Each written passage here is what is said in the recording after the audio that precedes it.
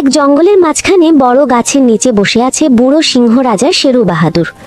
পাশে দাঁড়িয়ে আছে তার চালাক মন্ত্রী চতুর শিয়াল। রাজা: আহারে মন্ত্রী, শরীরটা আর আগের মতো নেই, দাঁতও নড়ে গেছে, শিকার করতে গেলেই হাঁপিয়ে যাই।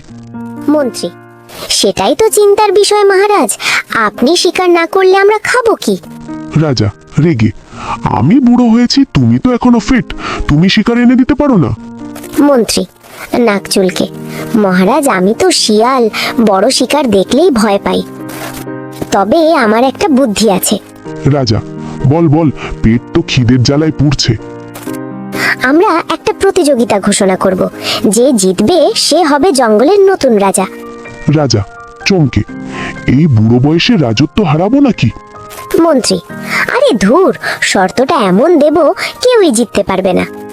তাহলে তুমি বুলবুলকে বলে দাও বনে খবরটা প্রচার করে দিতে। বুলবুল বনে খবরটা প্রচার করে।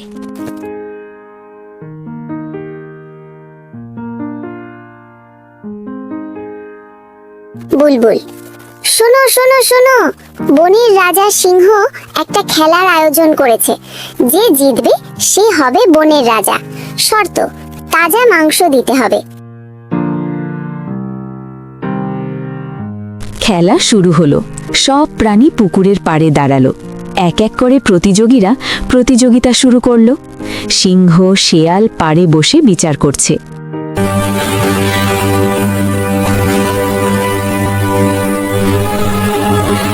ভালুক নামে 10 মিনিটেই কাঁপতে কাঁপতে বেরিয়ে আসে।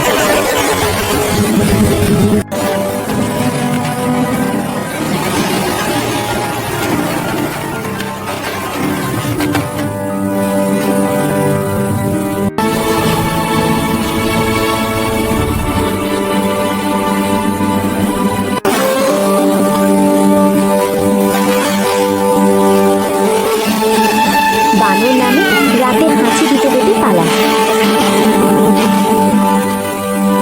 মন্ত্রী হাসতে হাসতে: মহারাজ, আজ তো দাওয়াত জমে গেছে। আজকের মতো খেলা এখানেই সমাপ্তি। আগামীকাল সূর্য ওঠার সাথে সাথে খেলা আবার শুরু হবে।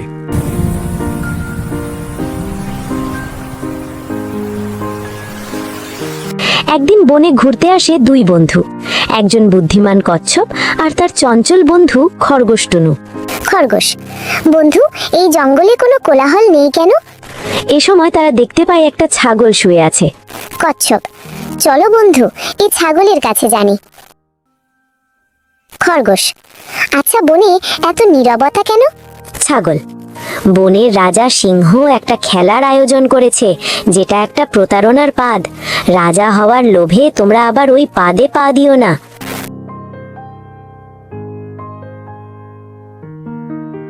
কচ্ছপ: ঠান্ডা পানিতে নয়, আসল খেলা বুদ্ধিতে।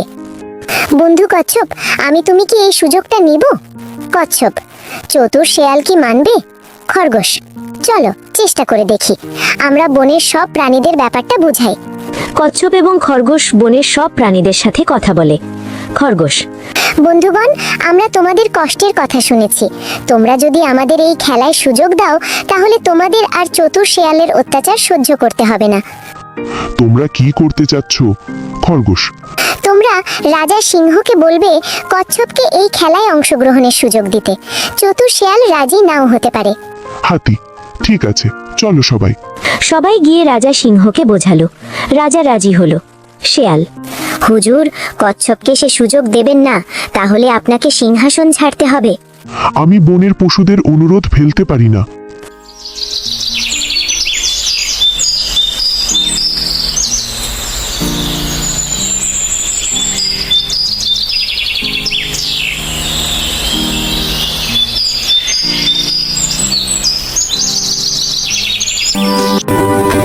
হরিণ নামে ঠান্ডায় দাঁত বাজাতে বাজাতে হারে।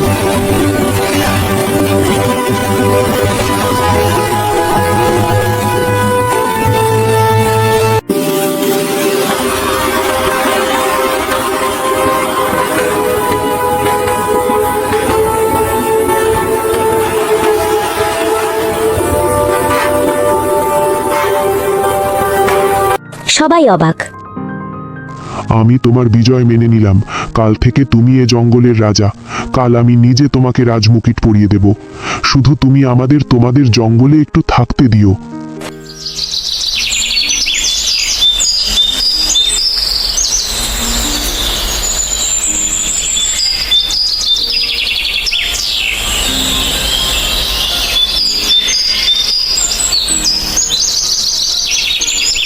সব প্রাণী একজোট হলো। রাজা সিংহ কচ্ছপের মাথায় মুকুট পরিয়ে দিল। সবাইকে ধন্যবাদ করলো। এতে আমরা কি বুঝলাম? শুধু রাজা ভালো হলে হবে না, সহযোগীরাও ভালো হতে হবে। বন্ধুরা, ভিডিওটি যদি ভালো লাগে চ্যানেলটি সাবস্ক্রাইব করে দিও, আরো মজার মজার ভিডিও দেখতে পাবে।